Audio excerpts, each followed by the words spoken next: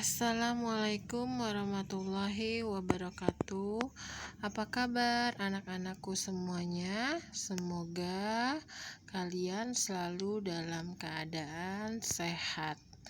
Tetap jaga kesehatan, jaga jarak, dan menggunakan masker. Nah, pada kesempatan kali ini saya akan membahas tentang materi pengolahan bahan pangan serealia, umbi, dan kacang-kacangan menjadi makanan atau minuman.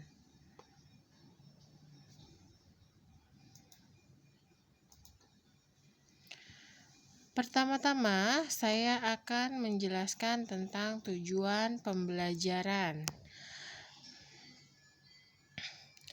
Melalui pendekatan saintifik dan metode ceramah dan diskusi, peserta didik dapat menjelaskan pengertian bahan pangan, serealia, kacang, dan umbi-umbian, serta pengertian makanan.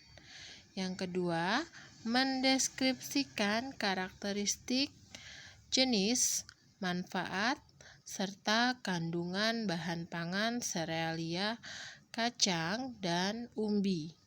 Yang ketiga, menjelaskan teknik pengolahan bahan pangan serealia, kacang, dan umbi menjadi makanan. Kita lanjut ke peta materi. Di sini ada peta materi. Judulnya adalah pengolahan bahan pangan serealia, kacang, dan umbi menjadi makanan atau minuman. Yang pertama adalah pengertian. Kemudian dilanjut dengan jenis dan manfaat atau karakteristik. Ketiga, teknik pengolahan. Yang keempat, tahapan pengolahan atau proses. Kemudian untuk prakteknya, yang pertama itu adalah perencanaan atau identifikasi kebutuhan dan ide gagasan. Yang kedua, dilanjut ke pelaksanaan, yaitu persiapan alat, bahan, dan proses pembuatan. Selanjutnya adalah penyajian dan pengemasan. Kemudian terakhir adalah evaluasi. Keempat, proses ini harus mengutamakan keselamatan kerja. Kita lanjut. Yang pertama ada pengertian dari serealia. Serealia adalah jenis tumbuhan golongan tanaman padi-padian dan rumput-rumputan yang dibudidayakan untuk menghasilkan bulir berisi biji-bijian sebagai sumber karbohidrat. Umumnya, serealia kaya akan karbohidrat, cukup protein, sangat rendah kandungan lemak, dan kaya serat kasar. Serealia juga kaya vitamin E dan B kompleks, serta mineral, zat besi, magnesium, dan seng.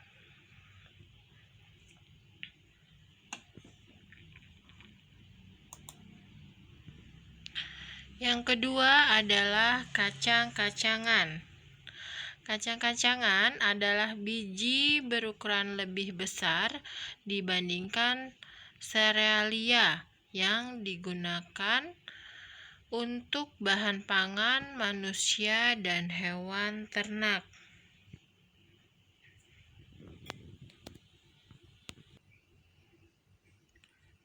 Kacang-kacangan mengandung serat pangan yang terlarut dapat membantu menurunkan kadar kolesterol darah.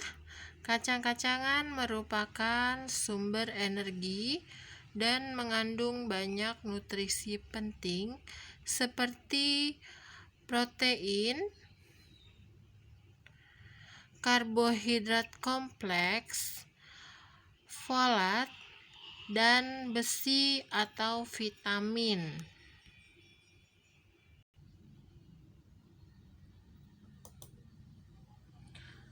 Selanjutnya kita bahas yang ketiga adalah umbi. Umbi adalah organ tumbuhan yang mengalami perubahan ukuran dan bentuk atau pembengkakan. Organ yang membentuk umbi terutama batang, akar, dan modifikasinya. Umbi biasanya terbentuk tepat di bawah permukaan tanah, meskipun dapat pula terbentuk jauh di dalam maupun di atas permukaan. Umbi-umbian digunakan sebagai sumber bahan makanan pokok karena mempunyai kandungan karbohidrat dalam bentuk pati yang tinggi dan kandungan serat yang tinggi.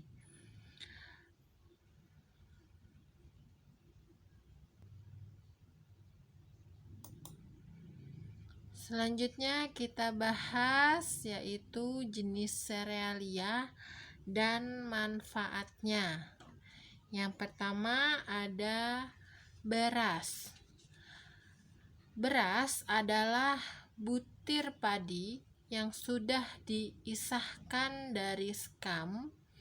Beras mengandung karbohidrat yang kaya akan zat gula atau glukosa.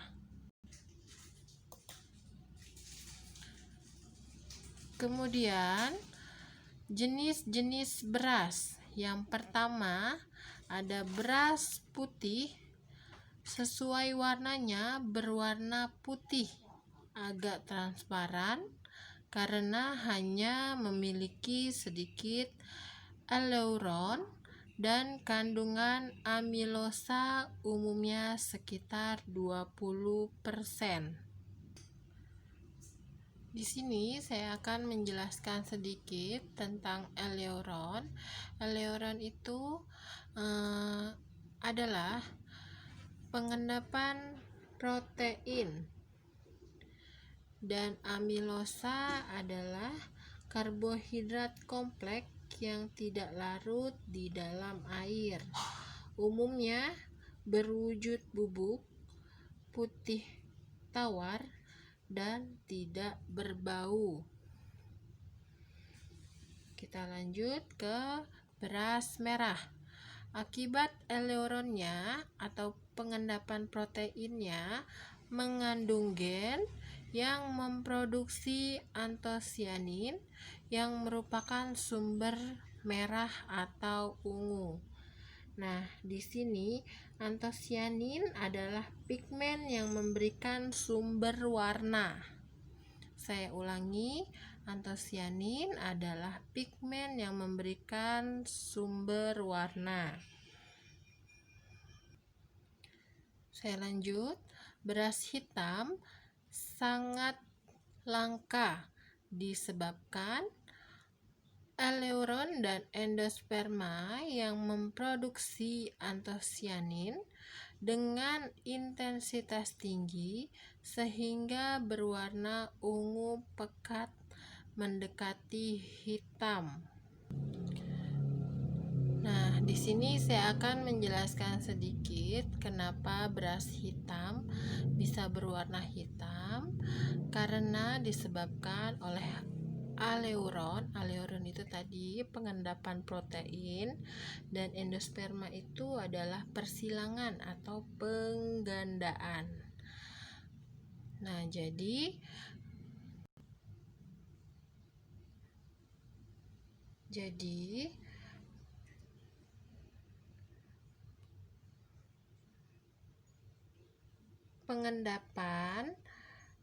pengendapan protein dan persilangan ganda yang diproduksi oleh antosianin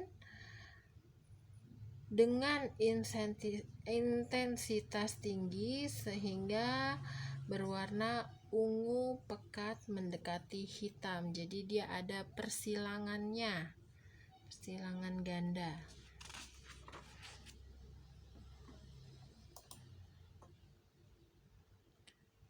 Kita lanjut ke ketan putih atau beras ketan putih. Berwarna putih, tidak transparan, hampir seluruh patinya merupakan amilopektin. Lanjut, ketan hitam merupakan versi ketan dari beras hitam.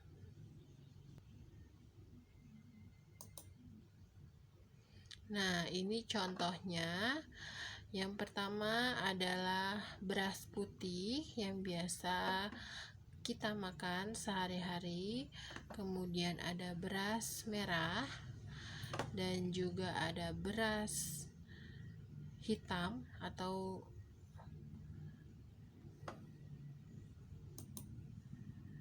ini ada beras ketan putih dan juga ketan hitam. Bisa dibedakan dari bentuknya ya. Kalau beras putih biasanya umumnya dia berbentuk panjang dan transparan. Kalau beras ketan dia lebih warna pekat.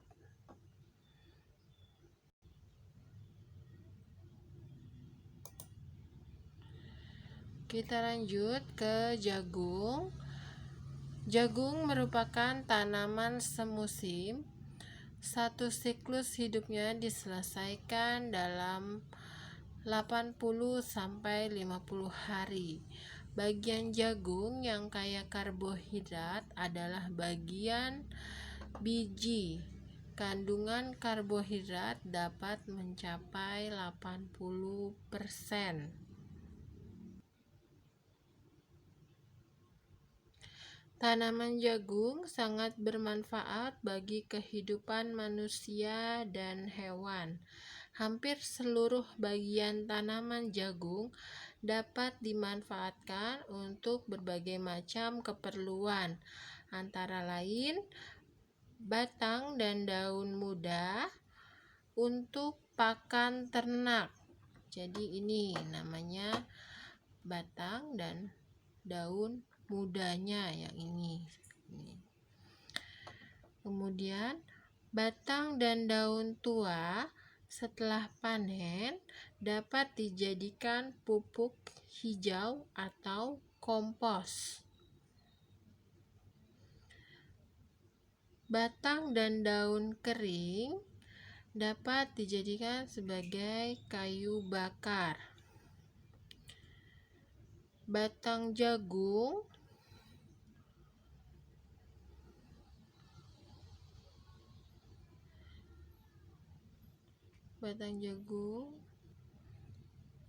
dapat dijadikan pulp atau bahan kertas.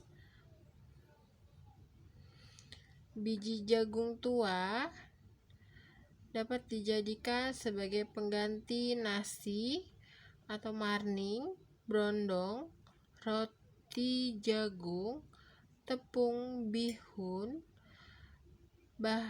bahan campuran kopi bubuk, biskuit, kue kering, pakan ternak, bahan baku industri bir, industri farmasi, dekstrin, perekat, dan industri tekstil.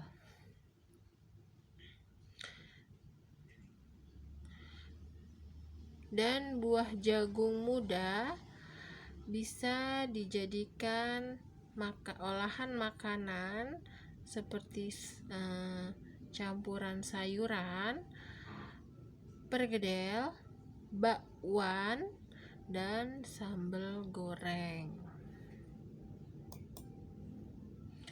Oke, kita lanjut ke gandum.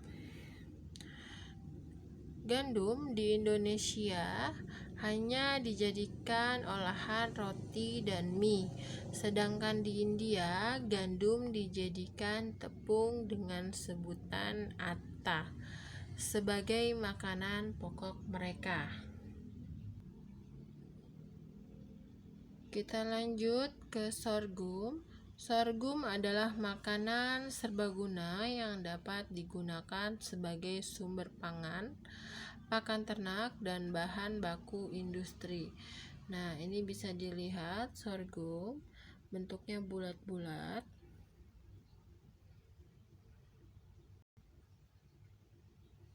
Sorghum bermanfaat mulai dari daun sampai akarnya.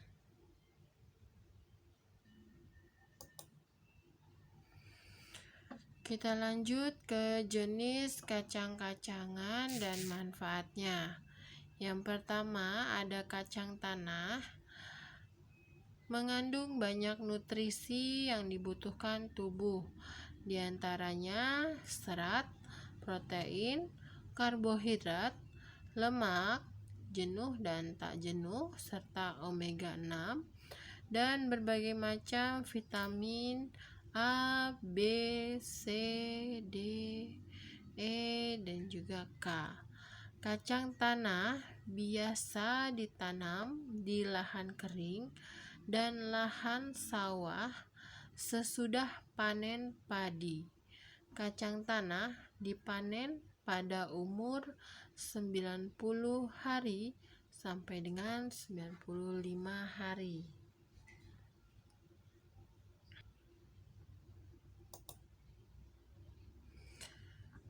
Lanjut, kacang hijau. Pembudidayaan kacang hijau dilakukan dengan biji pada lahan kering maupun di lahan sawah sesudah panen padi dan buahnya berbentuk polong. Kacang hijau merupakan tanaman semusim yang mempunyai umur panen 55 sampai dengan 65 hari.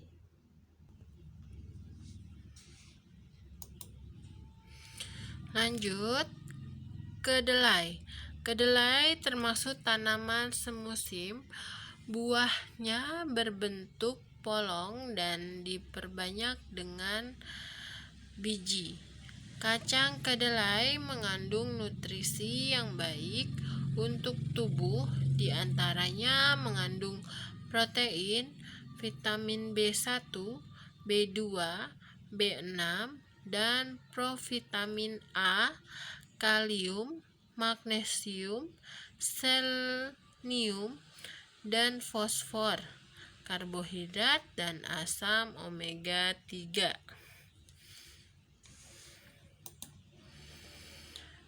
Kita lanjut ke jenis umbi dan manfaatnya.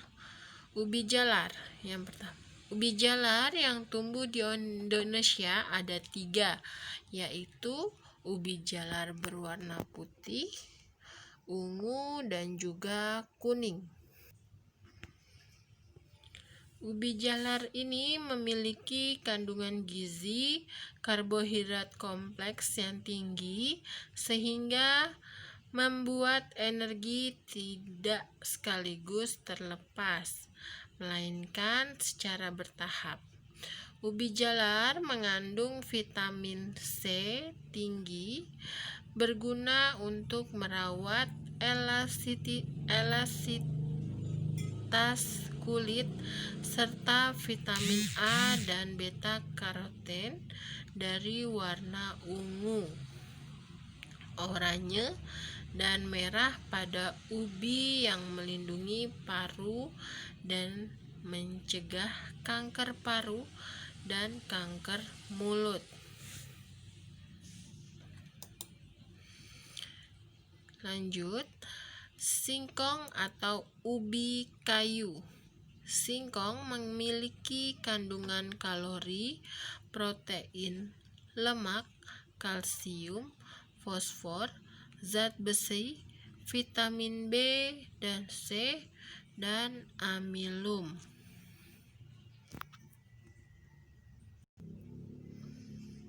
Nah, umbi singkong ini sering dimanfaatkan sebagai pengganti makanan pokok karena mengandung banyak karbohidrat, namun miskin protein.